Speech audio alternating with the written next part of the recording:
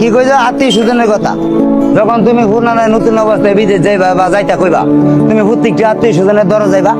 কে কইবা আমি তো চাচা বিদেশ যাবো, তোমার আশা দিব, ঠিক আছে, আচ্ছা ঠিক আছে, তুই বাকরতে বাকরস বেলা তোরা দিব মানে, খুবুর কাছে যাইবা কব তুই বাকরস বেলা দিব মানে, বোনের কাছে যাইবা কব দিব মানে, তখন লাস্টে দিয়ে তোমার সময় যখন গাড়াই আইব, তখন এর কাছে যাইবা কি কইবা জানি, আমার কাছে তো কোনো টাকা নাই, কারণ নাই তো নাই, নতুন যুগ নাই, তখন বাইরে এসে তুমি সময় কি আন্দায় হইতে পারে লাগাইলে বাপের খেত বন্ধ দিবা, আনাইলে বউর গয়না বেচবা, নাইলে মার গয়না বেচবা, নাইলে মনে করো ঘরের থেকে কিন্তু জিনিস বেচবা, যে কিন্তু একটা জিনিস বেচতে পারবা, ভেবলে আত্মীয় স্বজনের টাকার কোনো অভাব নেই, বুঝলি? আর এমিলে গিয়া খুঁজবা টাকা, তুই টাকা নেই, তখন এই জিনিস বেচতে গেলে টাকার অভাব নাই, তখন সেই সময় কি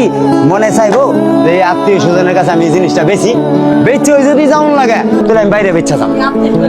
তাহলে এই আত্মীয় স্বজনের আমার কোনো দরকারও নেই, ঠিক আছে? যে আত্মীয় স্বজন 10টা টাকা লাগলে দিত না, যে আত্মীয় স্বজন বিপদে বলে চাইতো না, এই আত্মীয় স্বজনের আমার কোনো দরকারই নেই।